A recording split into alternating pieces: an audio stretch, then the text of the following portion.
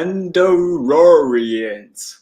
Welcome, good evening, wherever you may be coming from.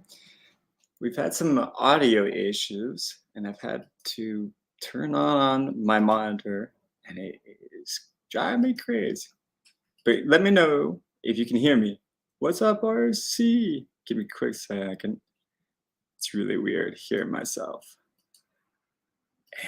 You would think after so long.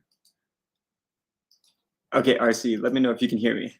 Can you still hear me as it is right now? Yes, maybe, hopefully. Yes. Yes. Okay. So weird. Yeah, it was showing me that it couldn't. So anyway, hello everybody. Hope you all are having a good evening. A little bit of time. Don't want to miss tonight's episode because I have a feeling it's going to be a really good one. If I'm thinking what it is, I'm pretty sure. Finale's going to be great too, but hopefully tonight we get some. Well, you'll see. But once we have some more people coming in, then we'll quickly go over the cherry water stuff, and then I'm guessing by midnight we can have our episode, and then afterwards we'll have a lot to talk about. Yes, we will. All right, give it some time. It's live now. Oh, right. Oh, the episode's live? Okay, well, really fast then.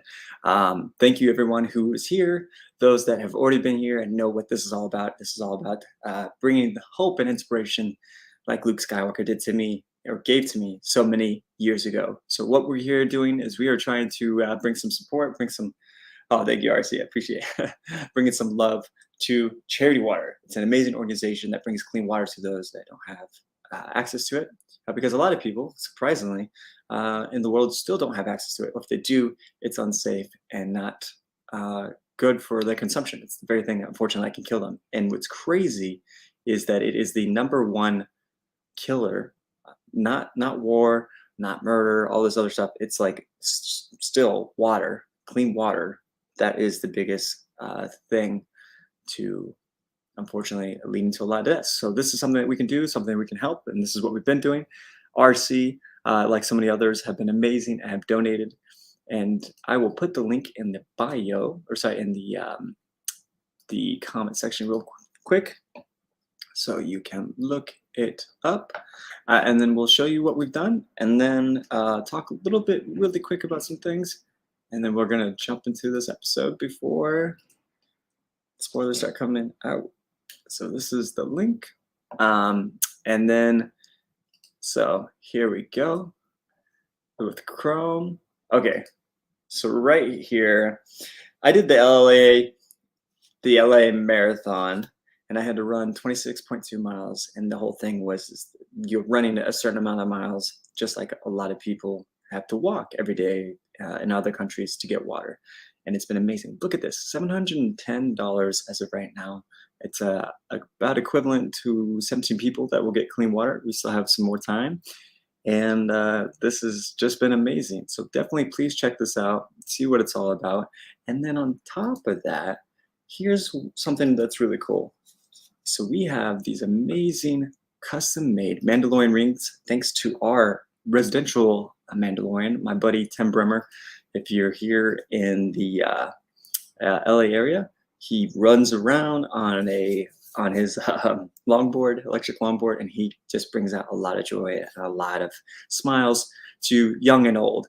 And these he custom made, 3D printed for us, which is freaking awesome. Yes, RC, he has his own ring. He posted earlier. Thank you so much, my friend. So when you donate $20 to the campaign that I showed you, May the Charity Be With You, which the link is there. When you donate $20, you will get an autographed custom Mandalorian ring and a special note from me to say thank you so much, and a custom video also thanking you, because this is amazing for you guys helping me out and bringing awareness to this. And it will be sent to you. It'll be nice and packaged, all ready for you. And that's pretty freaking awesome. If you're curious to see, like when it gets delivered, RC Spaceport, our guy, he has donated multiple times now. And you can see on his Twitter, he just posted actually a picture of kind of like what it looks like. Now, the other thing too is we have a raffle coming up. Ooh, and it's gonna be cool. This is just one of the things that we're gonna have.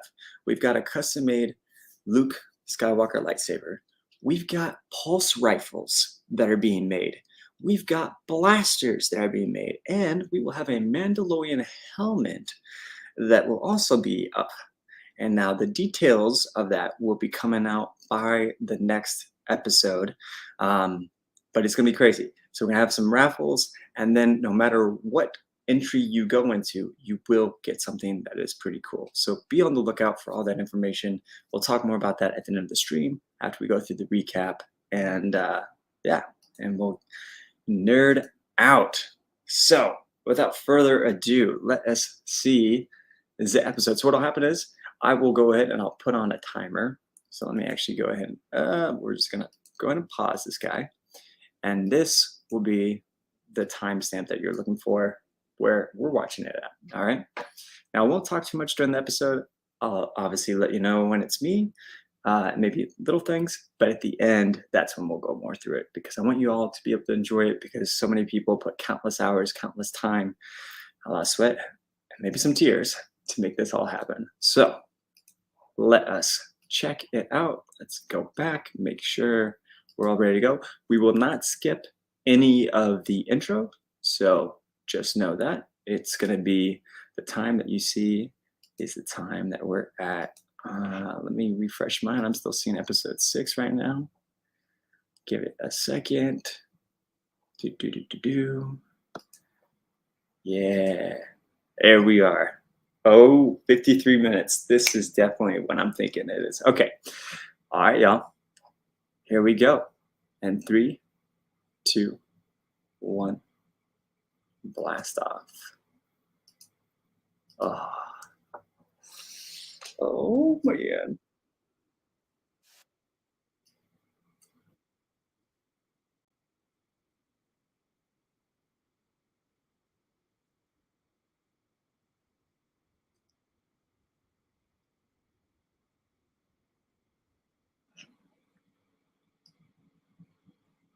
She walks both paths.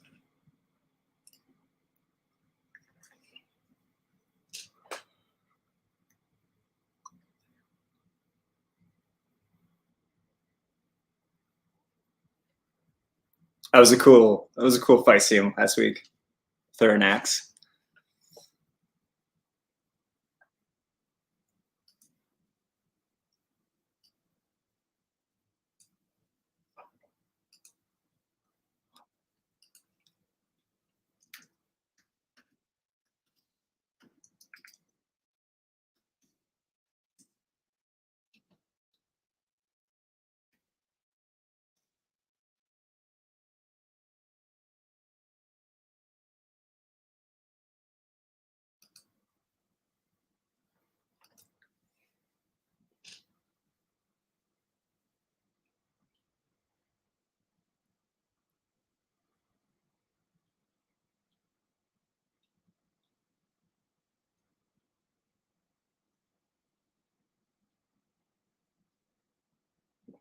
Okay.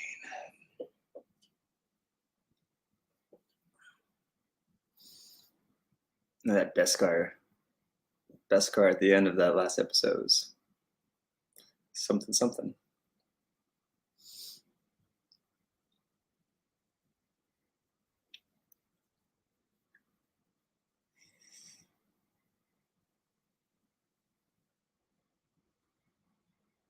Oh, back in Coruscant. All right.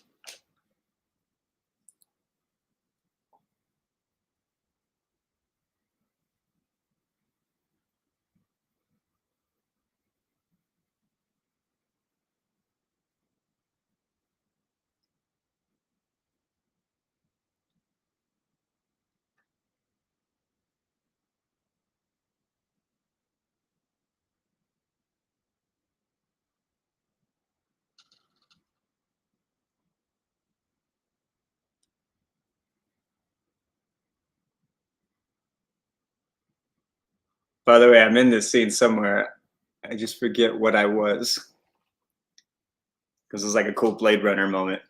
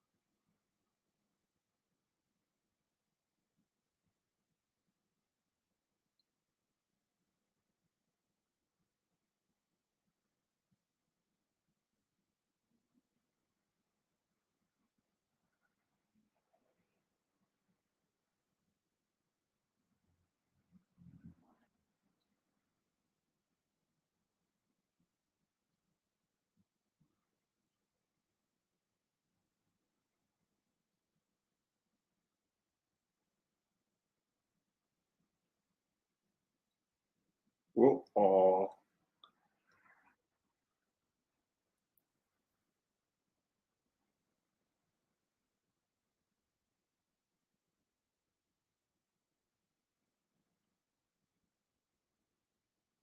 this is interesting.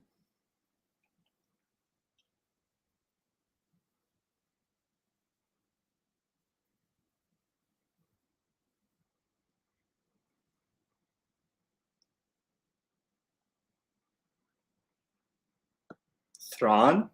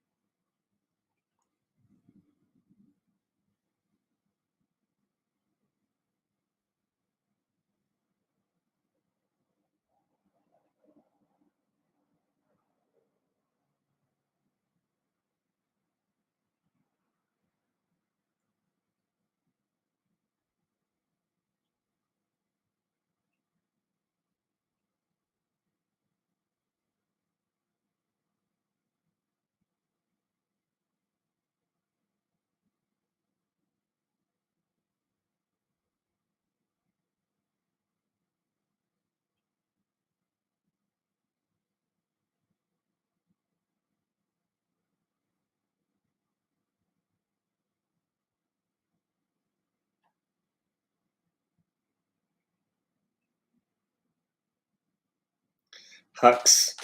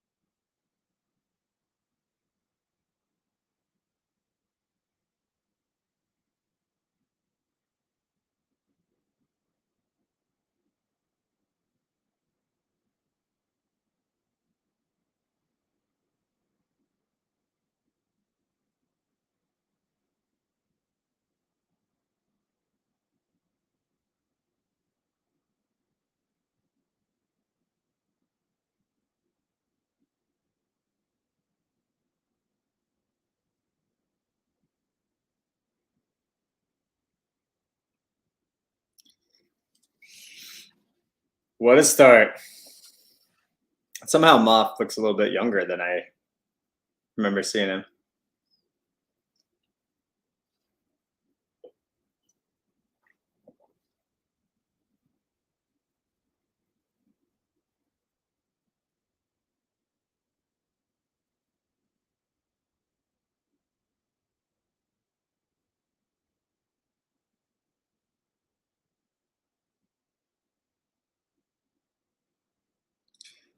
Hello, Axe.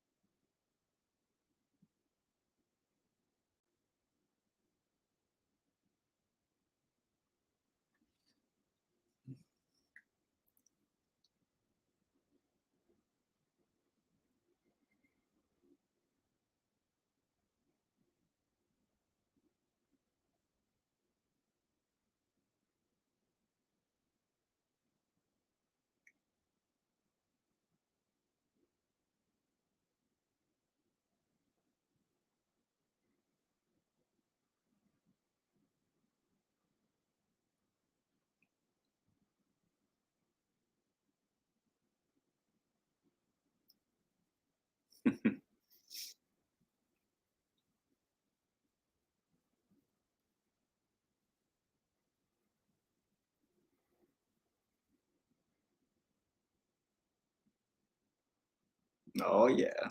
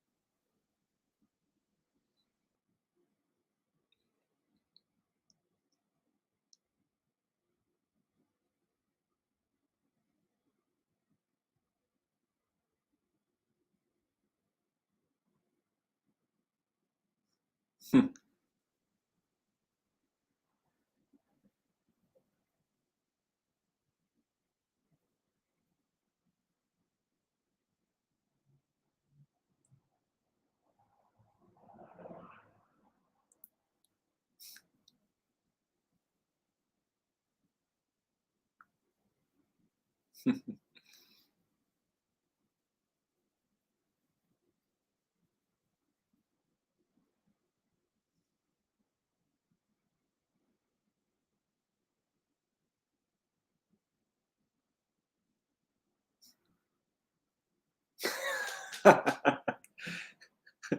movie.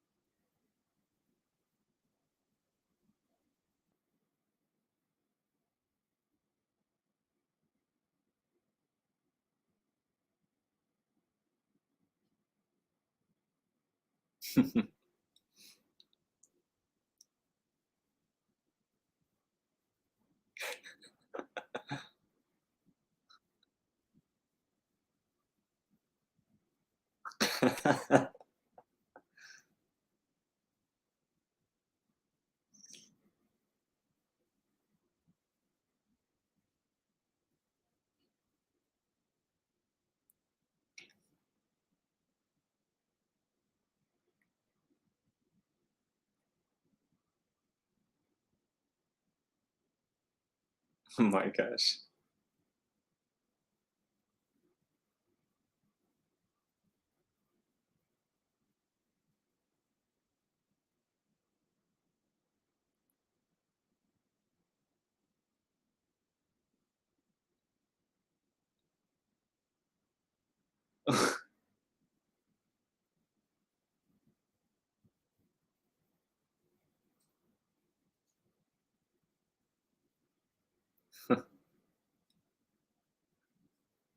Oh, snap.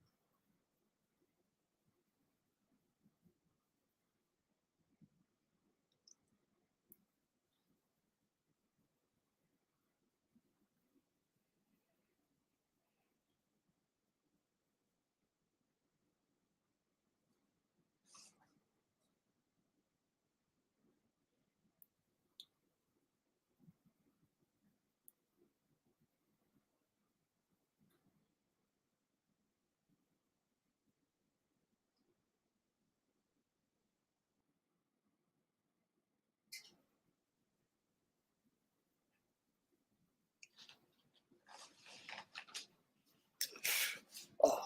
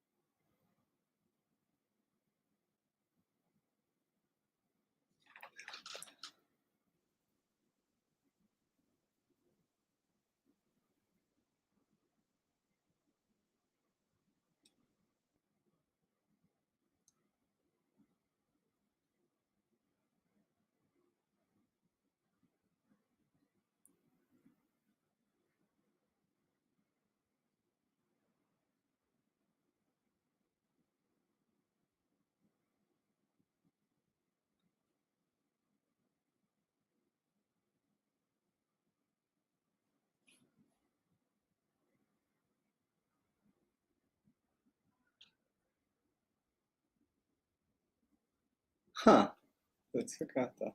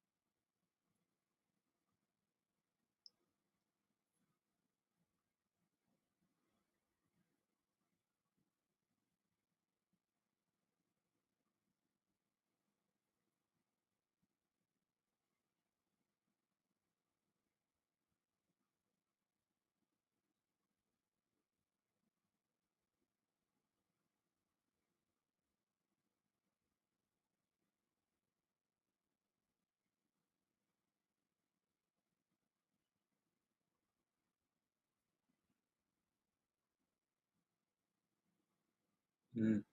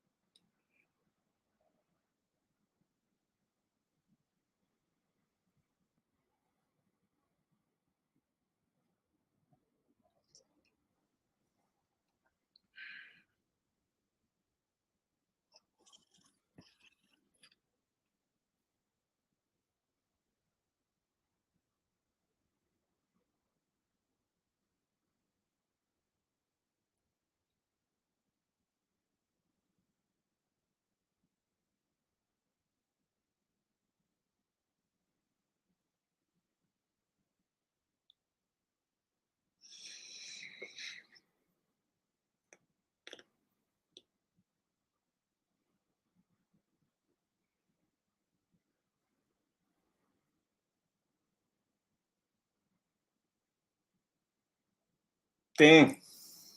Dang, dang, dang, dang, dang, dang, dang. Um, wow. It's really interesting because I'm all up in this episode. I was at the very beginning. Like I knew about Kane and got Moff Gideon because it was like the Blade Runner sort of scene. I'm a creature or something, I think.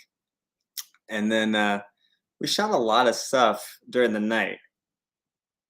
So I don't know how much I want to say that because they may or may not be bringing that back. But it was weird. They're the same thing that she says about going back to Mandalore. My character says it's cursed.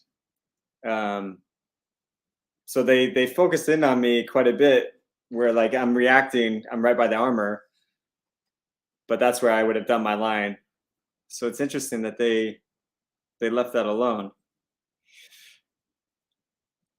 So I guess I don't get a credit, which that sucks. That sucks. So close.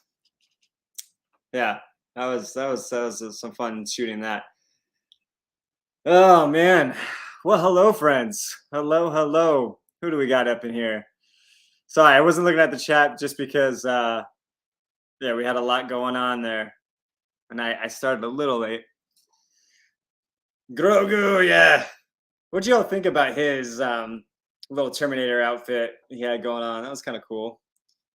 I I don't think I actually saw him in it, but I'd seen it when they reconstructed it, and it was with us during the fire. Um, just for yeah, Paz. I see, and I thought because I think Tate. So Tate Fletcher is the one that I wonder if they'll say here, but anyway, Tate is the one that does a lot of the body capture, just like how Brendan Wayne does the body capture for Mando. And I thought because they seem to be, I think, doing his voice this season instead of John's, that his face was going to be shown. Just, I mean, we didn't. I don't know. We didn't see him necessarily die, so I don't know. But interesting. You know, I don't know. Uh, but yeah, Tate's a trooper. Like wearing that stuff, that thing is not light. Uh, OMG, OMG is right. Oh man, yeah. Why no? Yep. And Nick Fryan. Oh, also, hey Amish, what's up? Uh, yeah, screaming the whole time. Yep. Yeah, that was something. 53 minutes. I thought they were gonna use a little bit more time on it. Like I said, that night scene. I don't know. I'm going to be careful here because the last we just saw of the Mandalorians, they just said they were going back to the fleet.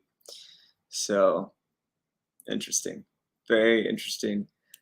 Because the way we shoot things, it's all out of order. It just depends on like what's the easiest thing, people's availability, and things like that. So I just got to be careful on what I'm saying. But it was cool to see my Mando, super featured up in there.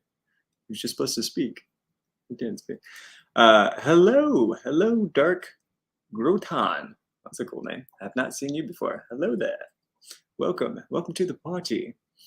That was heart wrenching. Yeah, Chewy. What's up, Paxi? I'm not okay. I'm with you. Yeah, this was so sad. Yeah, the episode was such a. Hey, it's all good. Hitting the feels. What's up, Leggy?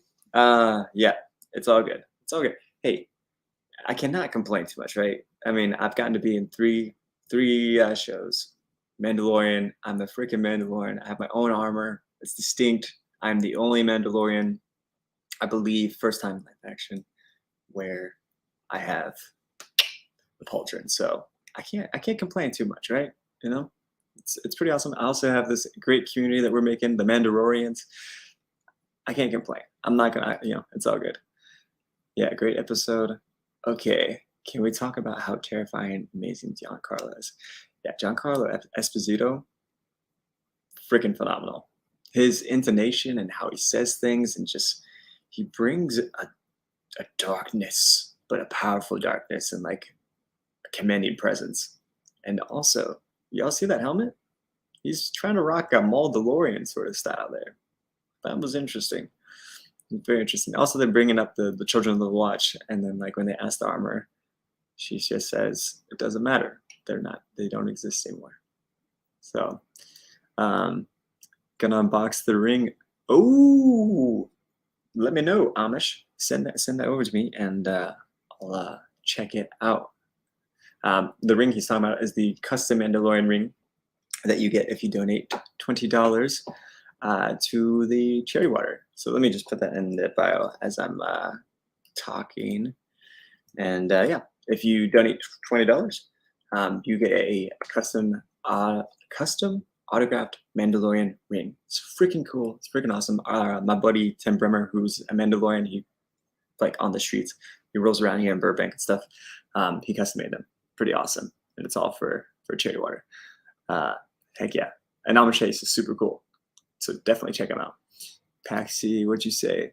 Like, he's such a good guy, but he plays Moffat. He's horrible. Yeah.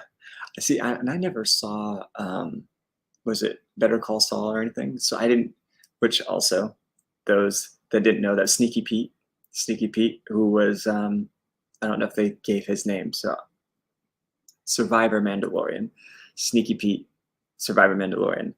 So they had two people from the Breaking Bad universe.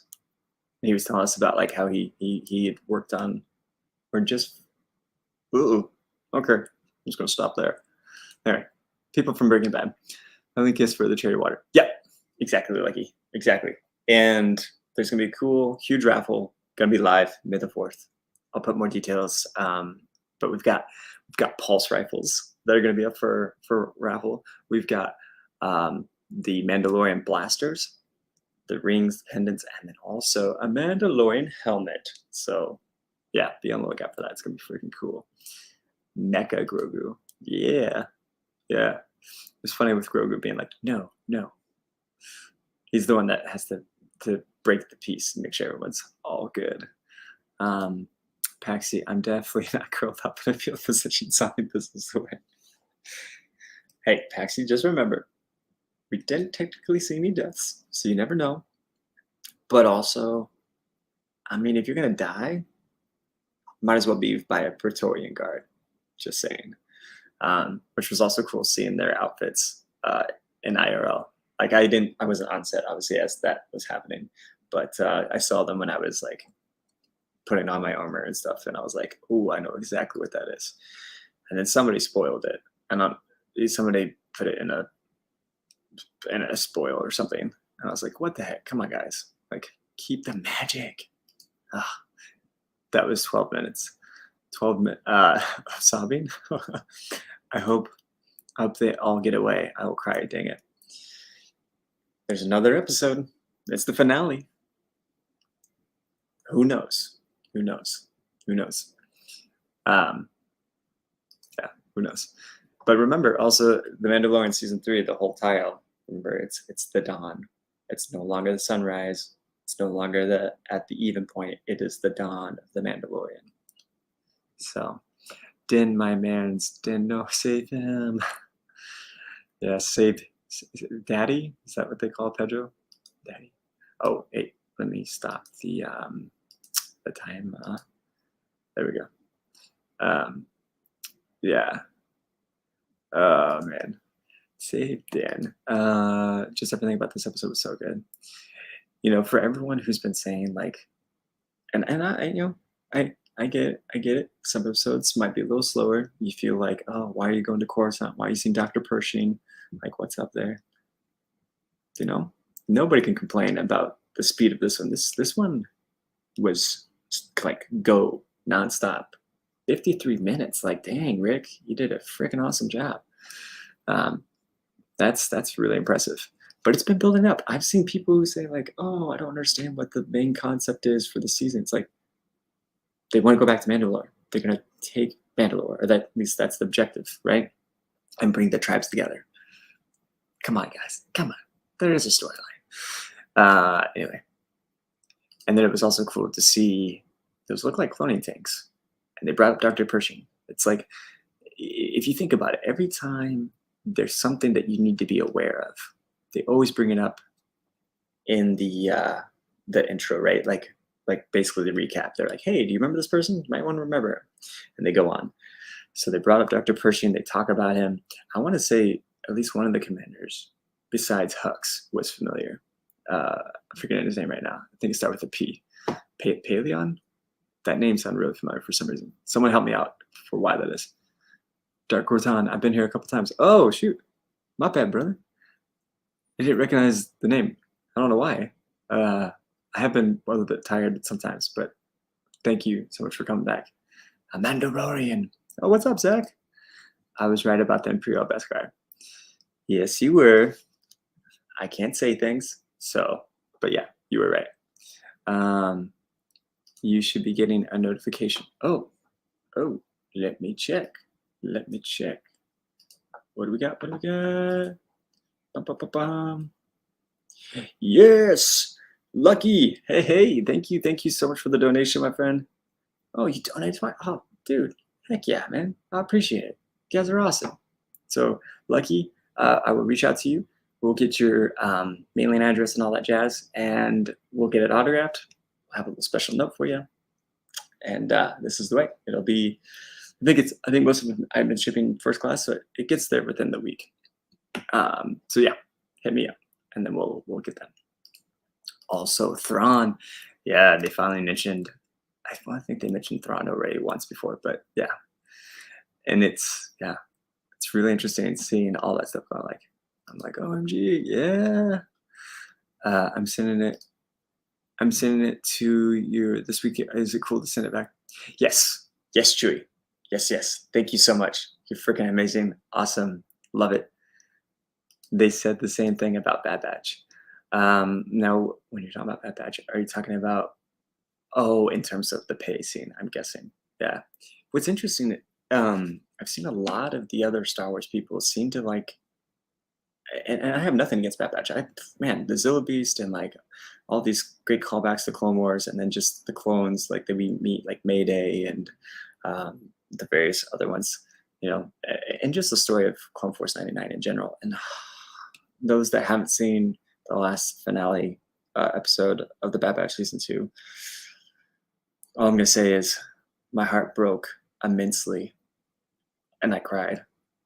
I cried when it was Plan 99, and remembering 99 from Clone Wars, and it's just like heart broke. That's all I'm gonna say. I don't believe. Yeah, I know, right? I'm in my Mando group chat, and we're all just going, ah. Well, so you've got a whole week now till the finale. It's gonna be a wild ride. They weren't kidding that celebration. Okay, hang on to your pants. Hang on to your pantalones or whatever you're wearing.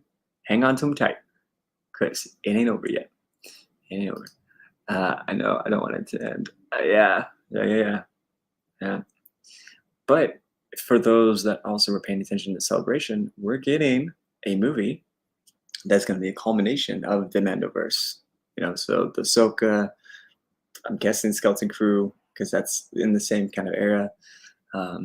So we're getting some stuff. And Mando season 4 is going to happen. We just don't know who the Mandalorian technically is going to be. Could it be Din? Could it be Bo? Could it be you? We'll have to see how the finale ends and how it goes. Not Daddy. I guess I did say Daddy. Yeah. I still need to see The Last of Us. Then I'll get the full context. They just want to go home. Is that too much to ask? Yeah, they just want to go home. But also at the same time, like, that home looks pretty gnarly. And also, okay, hold on a second. Let's just think about this. You've got these Imperial commandos, right, that are coming down, and all of a sudden they decide to leave.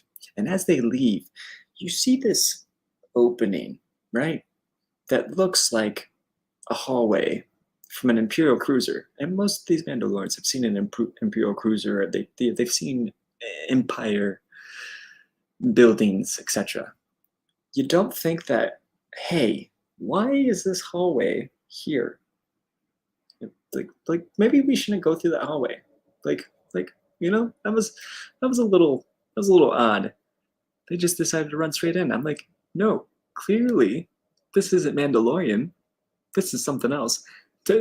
Although, as I say this, there was probably an Imperial presence there before the whole bombing thing. So I'll give it a little slack, but it seemed way too clean, right?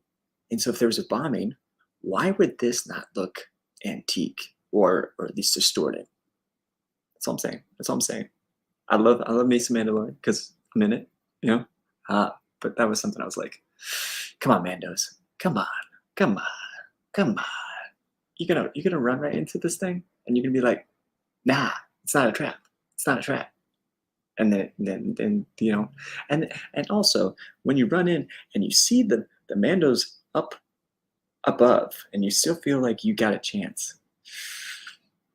They didn't just stop for no reason. I don't know. Anyway, I digress. That was my little, not rant, but just observation, one could say. What's up, awesome Twitch dude? You are always here, my friend. I don't feel like I'm famous, but if it brings awareness and help to great causes, then sure. But I'm not that famous. I'm just dude disguised as another dude that's from Iowa.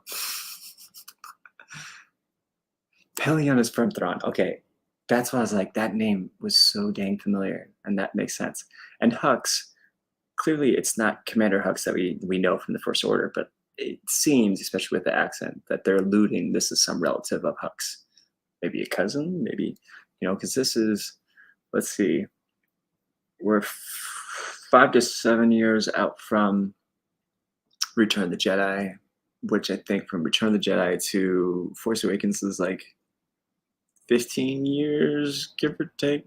Maybe it's actually more than that. It's like, it's at least 15, I'm pretty sure. So yeah, maybe it's his dad. I don't know, but definitely they had the accent. And why otherwise would they say Hux? Like, definitely. Pelion is from the Thrawn series. Okay, thank you, Amish. Thank you, Zach. Can we talk about the base they had set up all that time there? Yeah, that's what I'm saying. The base was there. Like, it was too pretty. It was too clean. It was too clean. It was too upkept. Something's happened there. And when the General Grievous sort of thing was there, right? Which was, I thought it was cool, honestly. It's kind of like, where's his backstory? But anyway, when that showed up, I was like, I feel like this is left by the Imperials. So, you know, who knows? They probably have more booby traps and stuff there. But yeah, a whole base there. And it's really crazy that Moff was doing the whole shadow group shadow meeting, whatever, there on Mandalore of all places. I dropped 2. I saw that lucky. So yeah, I $10 each. So yeah, you're all good, my friend. Definitely get it. Hey, wait, you're not wearing your helmet. Yeah, I know. So typically, I do typically wear the Mandalorian helmet. I'm not at my buddy's house that we were hosting it at. He's been going through some stuff, and it's all good. So we're here at my house, so I can kind of be up a little bit later and not have to worry about, you know, certain things. And my cat is literally chilling, looking at me as I'm talking. But yeah, I know. Apostate. I mean, okay. To be fair, awesome Twitch dude, I only have it on for hello there. And now I say, what's up, Mandalorians? Because that's kind of cool. So, it's all good. Lucky, no rush on the ring. I just went up. Hey, I appreciate it, brother. Yeah, don't worry. We'll get it out to you before the end of the week. And this is the way. Appreciate you. Zach, he was the commander of the Chimera, if I'm okay. Oh. Now, who was it? It starts with an E. Not Elijah. That's not right. The other guy that was kind of with Thrawn. I'm forgetting who that was, and he goes with Thrawn's people. It's been a second. I'm a little rough.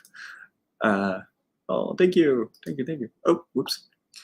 A whole week. Like, I don't want the season to be over, but I also don't think my feelings can handle anymore. Yeah. I mean, yeah. Well, let me ask you this, Paxi. Which was worse? Spoilers, Tech, or Pax? Or not Pax. Pass. I was like, wait a minute. Which one was worse? You tell me. I'm not gonna lie, Din and Bo would make great Mandalores. Yeah, yeah. Well, but now Bo, she has the dark saber, and she's the only one that saw the mythosaur, because Din said he didn't remember it. So, but yeah, joint Mandalore leadership, united by marriage. Who knows? I was sitting there yelling, "It's a trap! Go back! What are you doing? Run away!" Yeah, I know. It's one of those things where you're like, "No, stop." I will say this: seeing Din like getting his head, I was like, "Oh shoot!" Because sometimes they'll film things and it's more to like in case somebody leaks something, but it's not like on par. So I was like, "Wait a minute." But yeah, that was pretty crazy. And poor Grogu, that got me a little bit for sure. Like Grogu being like, he's seeing his daddy, being taken away. That's hard. Pax, it's probably Hux's father. I think I remember him being mentioned as being a cruel person. I think Hux kills his father. Whoa, what is that in like a comic or something? I mean, I wouldn't be surprised. I mean, maybe that's how you got initiated into the First Order. I don't know. Dang, that's savage. Cheery, a little kitty. Oh yeah. Miles, he's a Mancoon. Eli, thank you, Zach. Appreciate it. Eli Vanko. That's right. Yes. Paz, because I'm 100% Mando girl at heart, and Mandos have my heart and soul. I like that badge. But Mandalorian is more where my love is. That's fair. Yeah. Yeah. And he just got ganged up on with the Praetorians. Like that was hard. And then they were just savage. They walked away. They didn't even like, they were like, that was no sweat. That was rough. It'd be really interesting if those were supposed to be the same Praetorians. Well, no, they wouldn't be the same ones from like The Last Jedi, because that's way longer past, but interesting headcanon. No, not my boy Dan. He was fighting so hard. I'm gonna cry. It'll be okay, Baxi. I think. Maybe. Cheery. As soon as they rolled up, knew it was a trap. Yeah. Like, what else were they gonna? Yeah. Exactly. Just like, because yeah, clearly they had him pinned down, right? So why would they retreat all of a sudden? Like that part, I'm surprised Din didn't say something, or maybe Bo. I mean, Bo has definitely dealt with these things before. Like, why would she be like, "Hey, wait a minute," she's gone through so many battles. Come on. But yeah, going from pin to like they're retreating, it's always a trap. Pax, it's mentioned somewhere about Hux. I just can't remember where. Okay. I mean, there's so much stuff out there. This episode. Yeah, I'm curious. I haven't seen the initial reactions from people. I kind of follow Dim Nerds a little bit. He's funny. I don't agree with all the stuff that he says for sure. Same with Star Wars Theory, but I mean they clearly they know their Star Wars for quite a bit. But I'd be curious to see what other people have been saying about this episode, the initial reactions, just in general, because they're Mandalorians. I know. Yeah, Paxi, that's yeah. I mean, have we not learned anything? Just like in Bad Batch, when a character gets more backstory and more love and more development, something's probably going to happen. And, Paz, people were like, oh, he's an arsehole. He's not helping out. He's just being a troublemaker. And you finally see his son, Ragnar. You see him stand up for Din. You see him stand up even for Bo, in a sense, and for Mandalore itself. And it's a little bit of Game of Thronesy in that sense. They don't give up a fight. Yeah. I have a feeling the Mandos that went to get treatment are going to be coming in to wreck stuff. That's the hope. That is the hope. Yeah. And I don't know if we saw Moff obviously get his Praetorians. He's got his TIE bombers. He's got his TIE interceptors.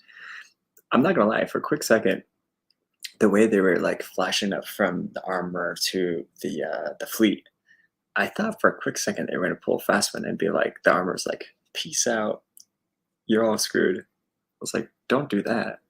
But yeah, I feel like you're onto something there, Lucky. Paxi, I guess, also gets the story going forward. Yeah, yeah. That's what I'm saying. Like people, if people are complaining about this episode about it not having pace, I don't know what they're expecting. If they're just expecting like a full-on battle the whole time, which this basically was, with some like little tense moments in my Mando. I'm biased, but I gotta get some nice screen caps of my Mando.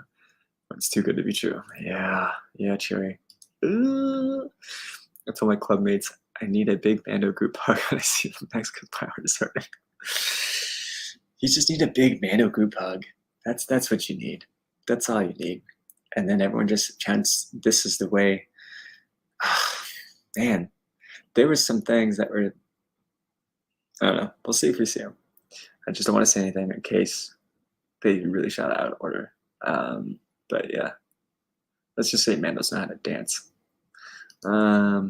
They ripped them away to break your heart, Chewie. No, wait, you remind me of his son. Yeah, Ragnar. Which I think I've told you guys this before. It's played by Wesley Kimmel, who was the same guy or same kid that did the Tusken Kid, who I worked with on Boba Fett. As I wasn't his dad or anything, but I was, Tusken. What's up, Mike? Just finished the episode. What's your thoughts, bro? What's your thoughts? Falls over. Yeah, as if the dagger couldn't be there more. I'm shooketh. Yeah, every freaking time. Not my boy, the Gunner Mando. Yeah, Paz, man, that's what we're talking about. We were just saying like how, every time a character gets a little bit more backstory, a little bit more character development, if they're not the main character, most likely, not always, but at least, Bad Batch, Mandalorian, you kind of see a, not a method, a pattern. Or as Dave would say, poetry. It rhymes. I don't know. It was pretty well paced. I was not expecting that ending. Like I knew something was going to happen with Moff, but I thought it was going to be saved for the season finale or something, not 5 minutes after. Which means the finale. That finale is not going to leave you hanging. Well, I mean, I don't know if I want to say that exactly, but the finale is going to have. It's also going to be intense. So everyone has something to look forward to. It's great. Great game. Lucky. I would say, remember when I said that the tech was Mando stolen? The tech was Mando stolen. I would say, remember when I said the tech was Mando stolen? Oh, you're talking about, with Moff in his ship, where he was being taken to be arraigned, essentially. Yeah. I don't know if I knew this already, but I had a suspicion of the Imperial Commandos. Yeah, there's other, and I said there was other traps, but you have to play that line carefully of what you do and don't know and what you say. But, RC. Ooh, so that's where the bombers came from that attacked the castle. Yeah. And remember, her castle's not that far from Mandalore. So, and he just got more bombers. He got more bombers than the bombers that he already had. And remember, they also didn't take out the bombers that did get her castle because as they were getting close to it, that's when all those TIE interceptors showed up. And TIE interceptors, if people remember from Rebels, that's mostly Thrawn's doing. So,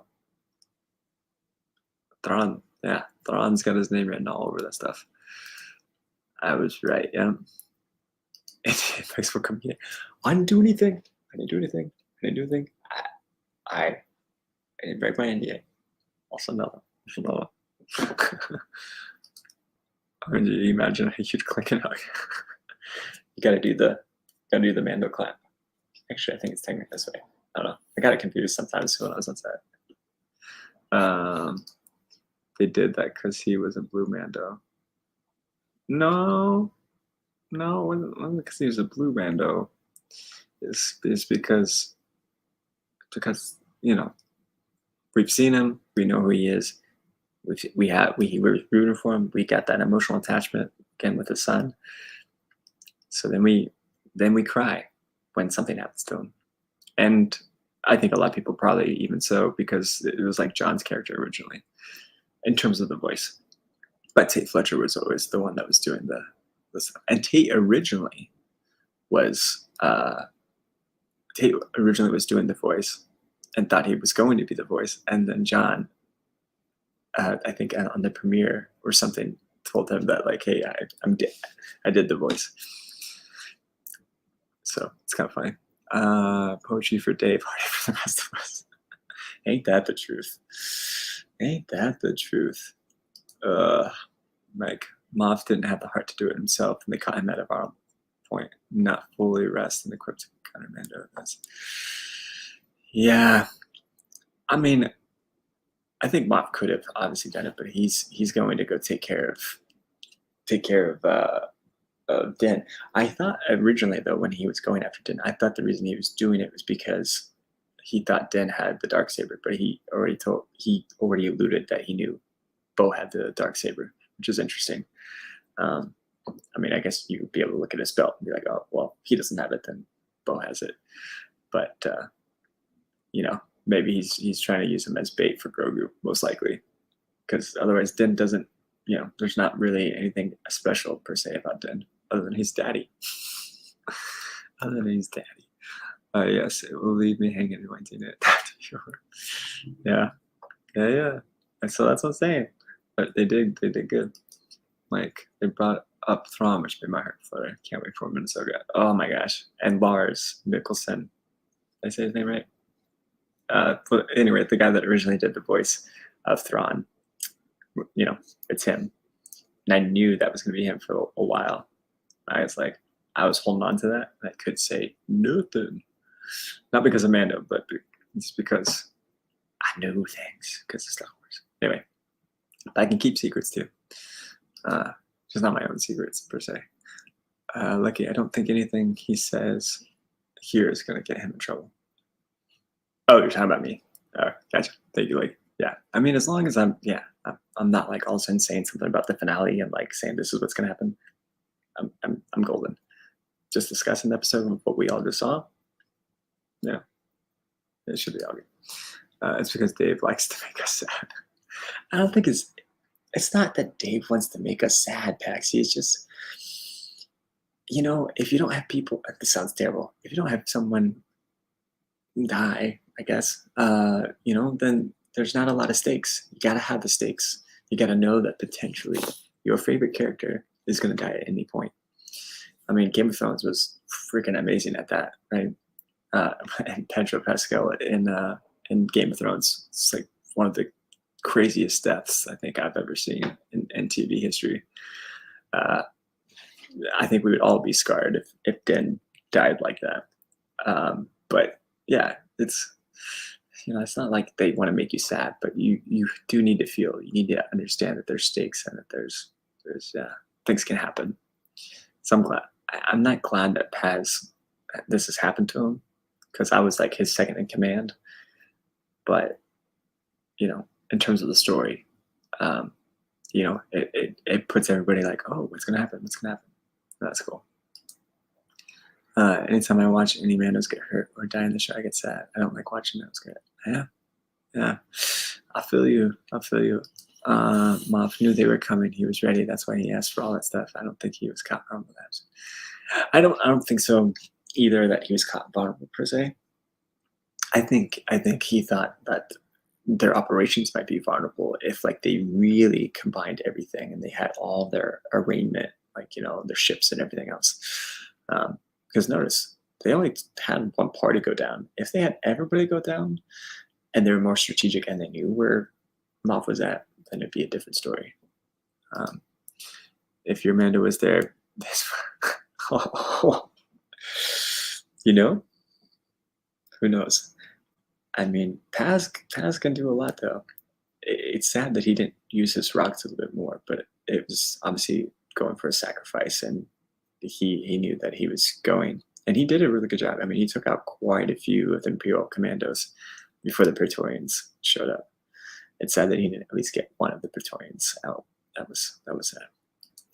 I was really happy to see them all together, working together. Even they're the ones that are stronger together after all. Even if there was animosity between them, but more or less, I feel like it was just Paz and Axe who were kind of in the scuffle. Everyone was just kind of watching on, like, yep, this is just another Friday night. Yeah, yeah. Well, yeah. So then I guess this isn't being shown. So there was a scene in that whole stuff that, like, where Bo says, like, we need to go back to Mandalore, etc. There was a whole scene where we were basically, we end up doing kind of I say a beat off, but like going like this, and myself, my buddy Daniel, and then Paz, we all come up and we start like basically going on a dance off in a sense, but it's like you're just doing this, and then everyone joins in, and then one of the things that Emily talked about was the Bachelorian, and that was part of that because I go up to Mercedes, obviously with my helmet on, and we were kind of like talking, and we acted as if like, hey, how you doing? This is the way, like whatever. And so that was like one of the matchups, sort of, was like Mercedes and I, and then there's a few others and stuff. So that sucks that they didn't show that. I was really hoping, and obviously that would have been when my character did a line. So, who knows? Who knows? The things happen like that all the time. I hope. But jokes on my best girl. Jeez. I mean, something wild. Off for the pissing off. This low key Darth Maul Mando fusion cosplay. Yeah. It was definitely, like I said, Mandalorian. He kind of was like, he was rocking the. And I think probably part of the reason he did that was because, if he can show that he's that fierce of a warrior like Darth Maul was, then he can also capture the loyalty of probably some Mandalorians, because the Mandalorians, like, they honor the strength. Some, not all, but I feel like that's what they were kind of going after. I don't know 100%, but that was my vibe, because it definitely was. Yeah, it was definitely kind of going on that.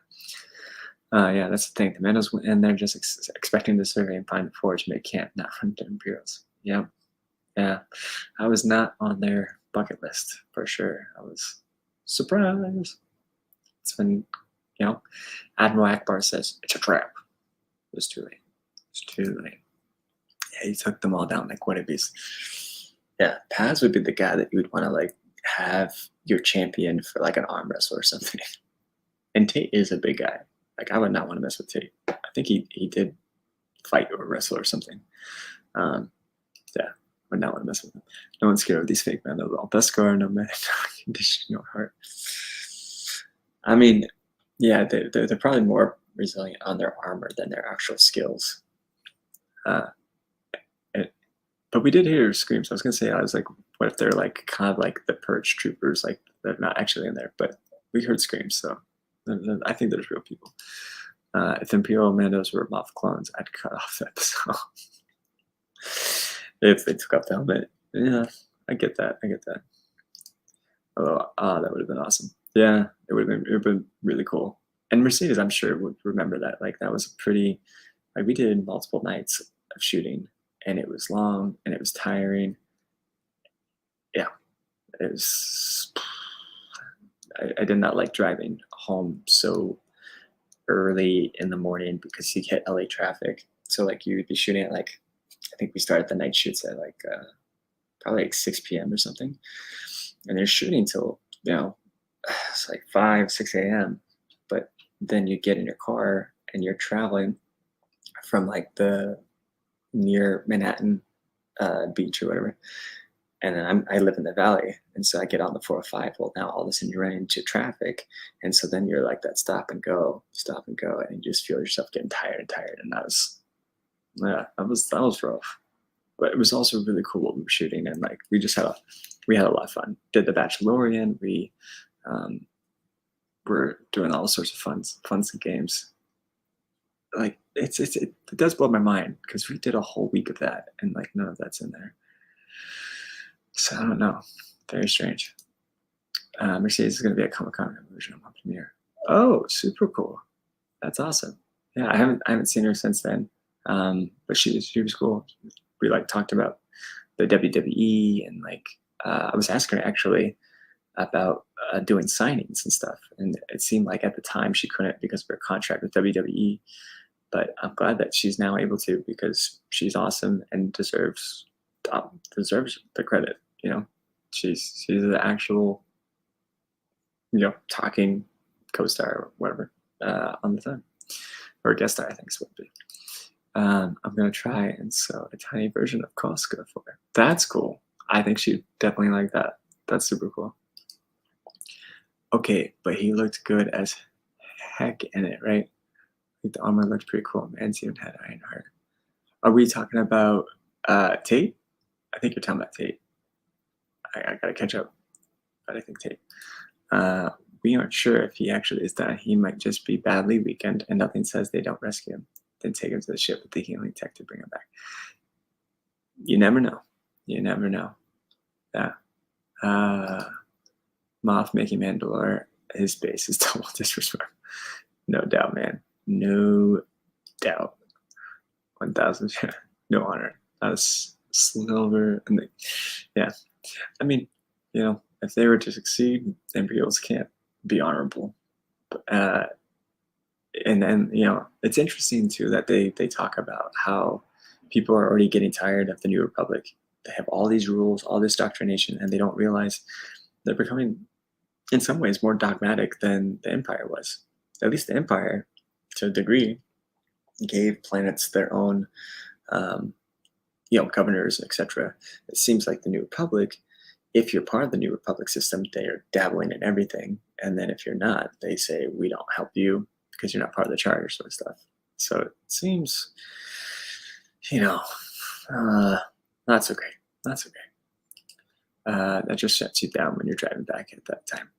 110% Chewy. Like, yeah. Like I can't. Yeah.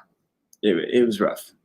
There was one time, and this isn't like speaking bad or anything. It's just the nature of it. If you're doing a night shoot, you get tired. You have that slow and go traffic. I did actually go off the road.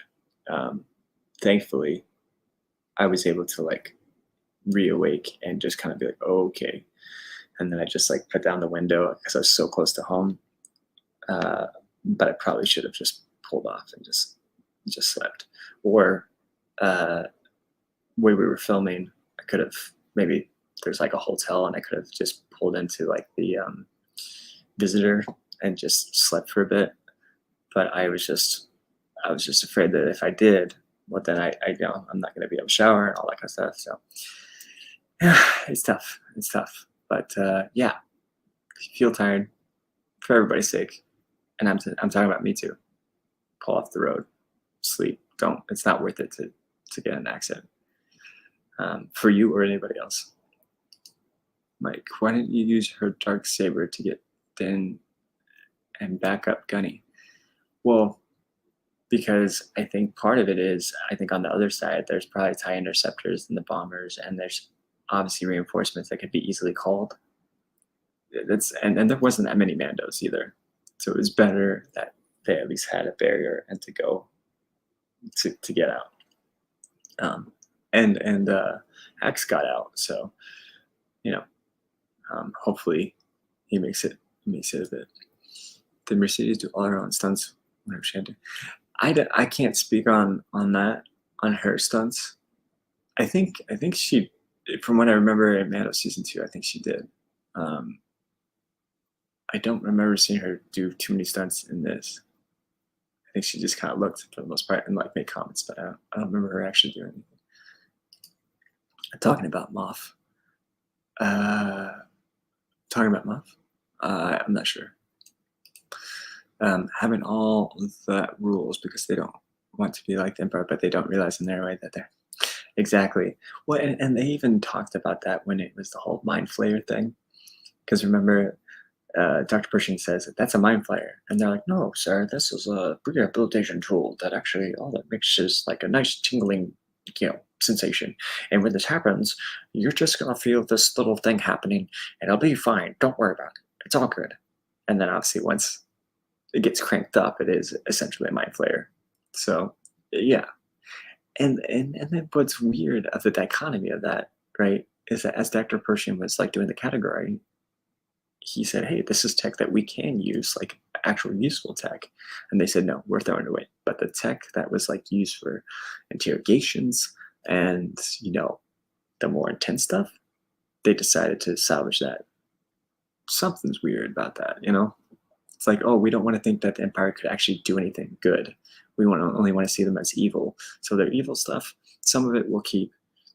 But then they also disbanded almost their whole military in terms of the New Republic. They were like, we don't need to have a full-on fleet and everything else. And it's like, no, because now you have a vacuum, a power vacuum. So, like, if you're coming into control and you're saying, like, oh, we won't have to worry about people because people all want to have peace. I mean, sure, the general public, right? But not the warlords. Like, they had some faulty thinking for sure. But I also get it to some degree of like they've suffered through war, so they're afraid that if they keep the arsenal, that maybe that's going to invite war. You know, Uh, but still, I feel like you gotta have a balance.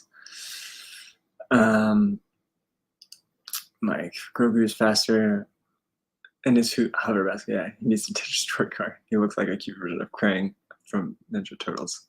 That's funny. Yeah, but he does have a little bit more strength, although he might become too dependent and he's not going to do his force. But he is still pretty strong. I used to work midnight, so I totally get that. Yeah, dude, it's a killer. It is killer. Like Grogu and Bo-Katan could have lifted or bursted through the door to get in and kill him off. Maybe. That's a hard maybe. Because then Grogu is also now, like, right, Grogu lifts up the door. Okay, totally could do that. He's strong with the Force. But then all this attention is on that, and all these Imperial commandos could, like, fire on him. So, in some sense, I see the plausibility of that, but then Grogu's left to vulnerability, and the last thing Din would want is Grogu to come through. So, I don't know if that would have worked as well. Everyone just wants to get home. Yeah, from the set, yeah. Everyone just was like, peace out, bro. A little armor with the Beskar, and he had an Iron Heart too. Oh, we're talking about Moff again? This is why I line along the side of the Mandalorian. Yes. Then there wouldn't be a plot. True. But again, like, I understand plot armor, etc. But like at the same time, if you really think about it, that would not. Grogu can lift it up, but there's still all these Imperial commandos, and there's the Praetorian Guards, which they didn't know about at the time. But like, the Praetorians could have easily messed up Bo, and then taken Grogu. There wasn't that many Mandalorians inside the where they were all captured. There wasn't that many left to actually protect. Like maybe 8. So 8 against Imperial commandos, Praetorian Guards, who also have, it's not Beskar, I don't think, but it's like, something almost of equivalent in terms of deflection. So not, and again, I don't think that was his whole arsenal. He definitely would have kept some at bay just to make sure that he had more to fire upon. That's my thoughts anyway. So, yeah, I think I caught up with all the comments. Feeling Thrawn will rise, then die, giving. Oh. I saw the giving birth, and I was like, "Who's gonna give birth to? Like, what? What chiss is he gonna get with?" Not saying that he couldn't, but anyway, feeling Thrawn will rise, then die, giving birth to the First Order and Palpatine's clone at the end of the story. Interesting. I mean, clearly something's got with Thrawn. What I wouldn't be surprised about, though, to be honest,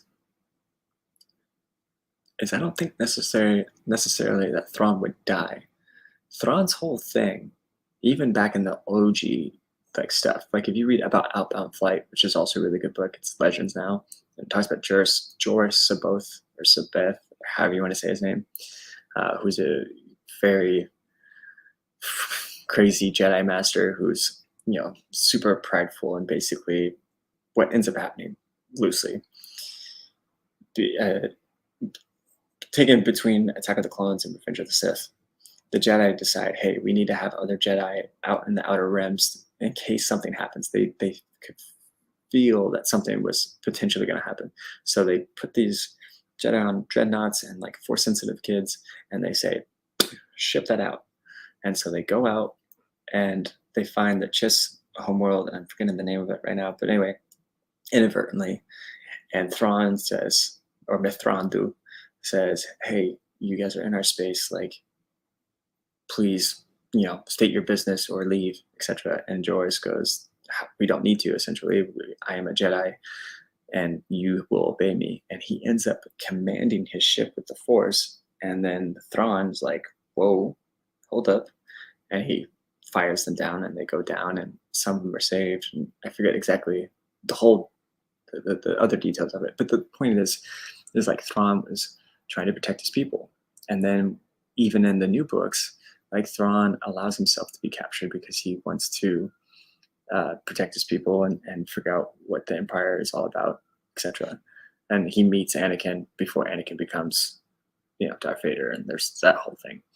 But Thrawn mostly is trying to protect his people. And then, he's with the Empire and learning their secrets and everything for the mutual benefit. So I wouldn't be surprised, and it would be an interesting poetic ending if he actually just left and went back to his home planet and was like, things are going to be okay. Who knows? We'll see. We'll see.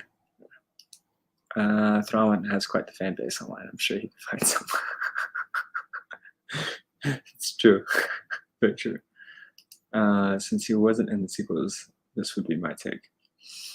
Yeah, like I said, either he could die, or it would be interesting that he goes back to his homeworld. But it would be curious to see if they ever bring in the Yuzan Fong, which was like supposed to be part of the reason why Palpatine also brought the whole like plans together to fight one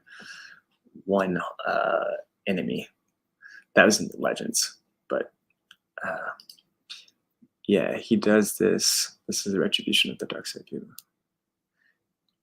This is I'm not sure what that was. Chewie, what was that in relation to? Or was that? Yeah, he does this. This retribution of the dark side view. Or are you talking about Outbound Flight? Is that what you're talking about? I'm a little confused. But yeah. We've got some interesting things though. Like we were talking about at the very beginning with Celebration. You've got Dave Filoni's movie that's going to tie in the Mandoverse. Oh, about Thrawn. Okay, got it. That's what I thought I was like trying. Dave Filoni's movie that's tying in with the all the Mandoverse. You've got Ahsoka that looks freaking dope, like super dope, and seeing Lothal, seeing a Lothcat in live action. Although I think we have seen a Lothcat in live action already. And then seeing Zeb in live action in previous episode of Mandalorian, and they did an amazing job. So Zeb being back from his Lasat homeworld is very interesting. Well, we don't know the exact time period of when he went with Callus, so there's some open for interpretation. But either way, it feels like he's going to be in Ahsoka. And if he is, it looks great. And Chopper looks great. Hera, it's interesting they went with Mary Elizabeth Winstead, just because I feel like Hera would be a bit older. So she looks kind of the youngest right now. So that was where I'm like, huh. But I mean, again, the trailer looks great. It's Dave's universe. I believe he wrote and directed all the episodes. So his hand's going to be all up in that completely, which is great. Would be dope to see a Tusken Raider become a Jedi in the new Rey movie. Interesting. I see what you're doing there, Mike. I see what you're doing. Unfortunately, technically, my Tuscan probably died. I don't think I made it. Very sad. I don't think you see my body. Who knows? I mean, I guess that would be like super far off, but yeah. Oh, I will be a Jedi either way, though, because I'm doing that Star Wars fan film. Yeah, he does have a big fan of this. Oh yeah, Thrawn. Yeah. Some different races as Jedi we never had before. So there is a Tuscan Jedi in the comics. There's like one or two of them actually, and one is like a dark Jedi. He has an interesting story. Paxe. Now that we've seen Sabine and Ahsoka, I hope she shows up in Mando in one of the next seasons. It's not far off. There's definitely a chance. Because it'd be curious where she is right now. Like, she is a Mandalorian. She is a Mandalorian. And someone made the comment too, and it's very true. In the end of Rebels, when Ahsoka and Sabine go off to find Ezra,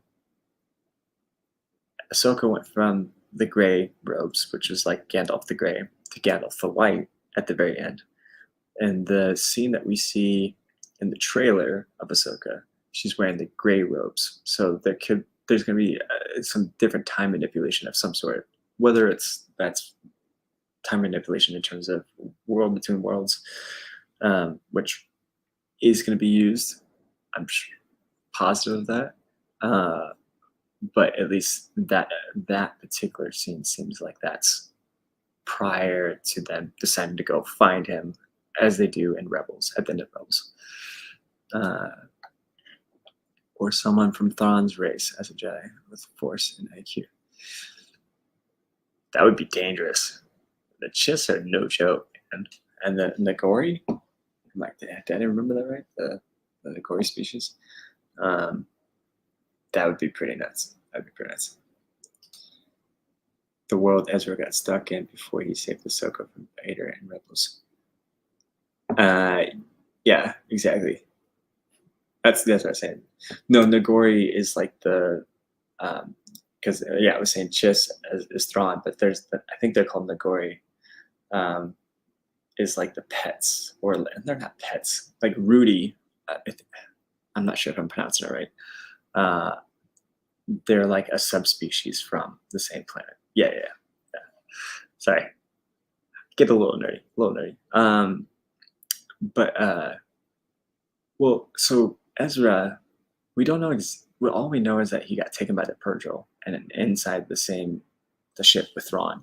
So we don't know exactly where he was taken. He wasn't taken into the World Between Worlds, or at least I wouldn't expect so. But I was saying, so the World Between Worlds, though, is where Ezra goes, and he takes Ahsoka in the Twilight episode, I think it's called, when she's fighting Vader in the temple. That's the World Between Worlds, and where Palpatine's like trying to do his Sith alchemy and trying to get in there. So it looks potentially, I think, if I'm reminding it, I think Balin, the new character with like the orangish lightsaber, it looks like they're inside the World Between Worlds, because you see the star chart and all that kind of stuff. But I'm sure there's gonna be some mention of that. I would be curious to see if there's also gonna be mention of the sister, Mortis, the brother, father, that kind of stuff. See if Mortis came back, that'd be kind of cool. I'd be down. And we got Tales of the Jedi season 2. I don't know if they said like what the storylines are gonna be, but I like Tales of the Jedi season 1. It was pretty great. I remember Thrawn having that little pet that like Jocelyn. Well, I think there's like 2 different ones. So like in the new Thrawn, there's like a pet that like essentially stops the Force from happening. If I'm remembering correctly, the Nagori, they can go like invisible, and they're kind of like assassins, like or Rudy was in Ascendancy. Oh man, yeah, I could be getting some of that wrong. Hyperspace in a space rocket ship with space rockets. Yeah, exactly.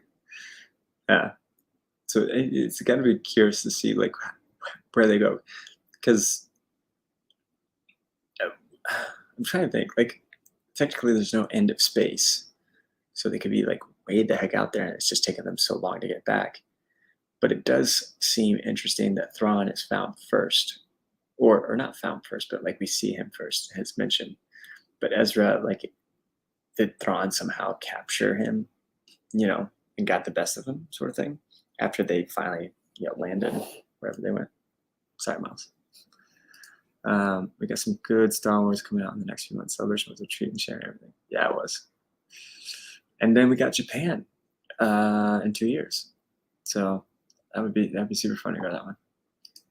If Freddie Prinze Jr. doesn't make a live action flashback into something, I mean, while it would be cool to see Kanan, one, Freddie Prinze doesn't look like Kanan. Not to say that they couldn't do that, but two, it sounds like Freddie Prinze, from some interviews I've seen of him, it seems like him and Disney maybe aren't simpatico anymore. Not entirely sure, but that's from like what I had seen in this last episode or last interview with Barstool, where he had said that Dave Filoni was the one that actually directed the Vader sequence in Rogue One. Now that's been rebutted, so maybe Dave had some hand in it but didn't direct it. I don't know, but yeah, it seems like, because he was saying, he's like, F it, I don't care anymore because Disney and I aren't cool. Or at least that's what the tone seemed like. So if we do get a Kanan flashback, which would be cool, I'm not saying I'm against it. I mean, actually, but you just bringing that up, Kanan and Hera have a child, but I don't think we saw the child in the trailer. Maybe. So that needs to be brought up at some point. So maybe that's interesting. That is interesting. Yes, sir. Oh yeah, I don't know near as much as you guys do. Hey, it's all good. All good. All good. I won't even say I know as much as other people do. I got a pretty good understanding for the most part. But I'm totally gonna mess up things, and I'm not gonna act like I'm an expert. I enjoy Star Wars, and it's a very big part of my life. But that doesn't mean that every day I'm like living, breathing Star Wars.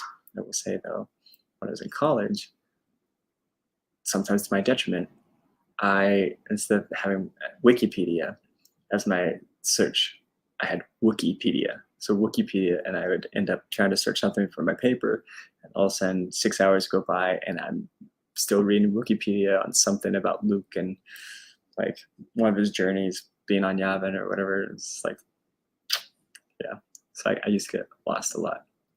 ADHD, baby. Yeah, Mando works in my area. I plan a group venture for celebration in Japan. So, oh, super, super cool. Keep me in touch or in mind or updated, because yeah, I've never been to Japan. My girl hasn't either. That's the only Disneyland she has not done, and I've heard Tokyoland. See, I'm getting tired. Tokyo Disneyland is privately owned and it's like the best of Disneylands. So keep that in your mind. But yeah, I think Celebration Japan would be pretty dope.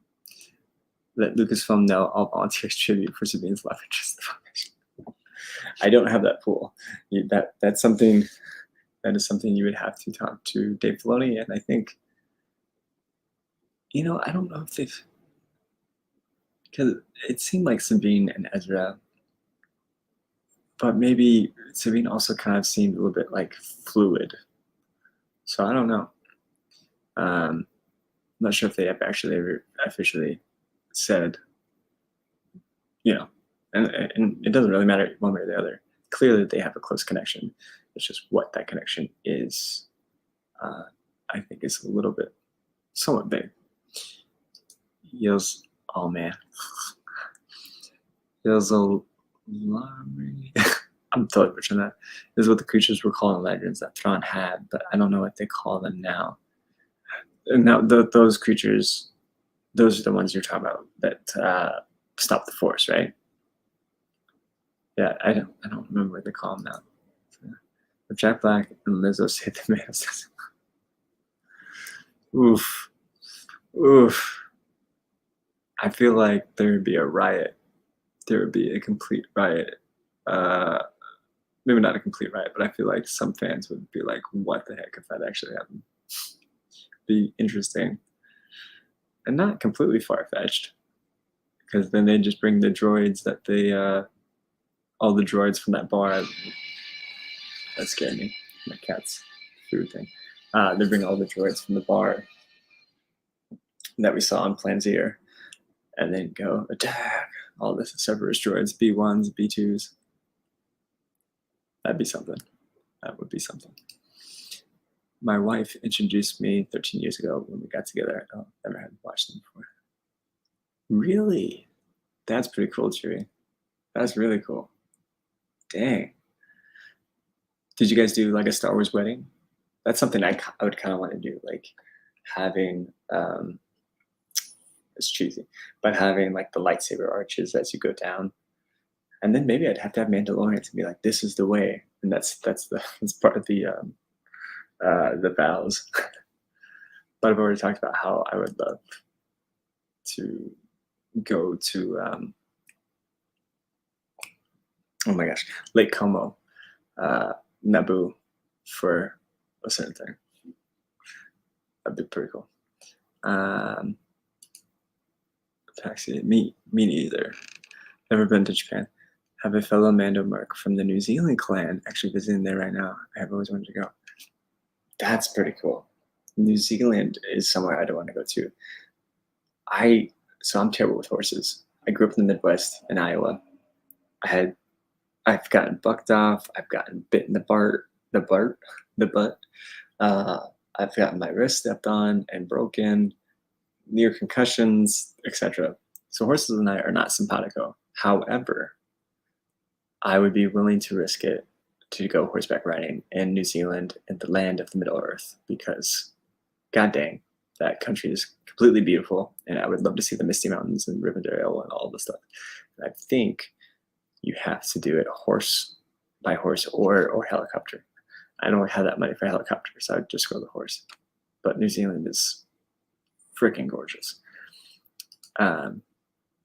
Mike, we need more Wookiee and Ewok action in the shows. It'd be interesting to see the Ewoks again. I wouldn't be opposed. We got some Wookiee, the Chrysanthemum and Boba Fett. It would be interesting. What's his name? We saw him in Bad Batch.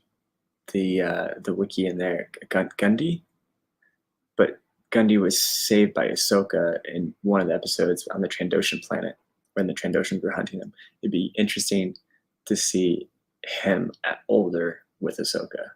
That would be pretty dope. I'd be down to see that. That'd be cool. That'd be really cool. You got me thinking now. We have Leia and Han tattoo her. Right? We have Leia and Han tattoo her the lightsaber, and I love you and me the blaster, and I know that was our submission. We got married at the courthouse. Wait, and I love you, and I know. Wait, Chewie, can you write that again? I feel like I'm either too tired or I'm just like probably both. Because you have Leia and Han's tattoo, the lightsaber, and I love you, and I know. Is that and me the blessing? Oh, we have Leia and Han tattoo. Her the lightsaber, and I love you, and then and me the blaster, and I know. Okay, got it. I got it. Okay, got it. Cool. Oh yeah, for sure. The 12-year-old Lord of the Rings fan and me dying to go to music. Right? Yeah. I mean, I'm a Harry Potter fan too, and before the pandemic, I got to go to heck is it? Leavesden Studios, and got to do Gringotts Bank, which was super cool. And go through that whole exhibit and stuff like that. And I had a grand old time. I think there's more now, but yeah. And then also Universal Studios in Orlando, and you have the Gringotts Bank experience where like the dragon like breathes fire down every hour or whatever it is. That was pretty dope. But yeah, New Zealand. My girl and I we would love to go to Hobbiton and check all that stuff out. Yeah, let's go. Group trip. Mike, yo, I'm about to you back. Sounds good, buddy. I'm gonna probably sign up here in a few minutes too. I gotta get some sleep. You're good, brother. You're good. All good, man. No worries. Well, friends, we've hit the 2-hour mark. Again, just want to say thank you all so much. Yeah, someday if I can make it to it. Yeah, there you go. But I just want to thank you all so much for coming on, hanging out with us, enjoying this ride. We've got one more episode left. And if you haven't checked out the May the Chair Be With You, I'll put the link one more time in there. And we have some really cool things coming up where the raffle, it's going to be May the 4th. May the 4th be with you. It's got to be Star Wars Day. Come on now. And we're going to have a pulse. I think we might have multiple pulse rifles, aka Mando's rifle, and Boba's, at least from like the cartoon. And then we have some Mandalorian blasters that you see, like the ones that my character has or was cleaning. Mine is actually a little bit different, but anyway. And then we're also going to have a Mandalorian helmet. So the details about the raffle, I'll put those out before next episode. And then we also, from our friend Chewie, we have a custom Luke Skywalker lightsaber. So no matter what, whatever raffle pool you enter, you will definitely win a prize. And some I will say, some I won't, because they're going to be some pretty cool surprises. Pretty cool. Very excited. It's all to help charity, and I'm just excited. So thank you all so much. Let's get ready for the finale, and I hope you all have a fantastic night. Until next time, the Mandalorians, this is the way.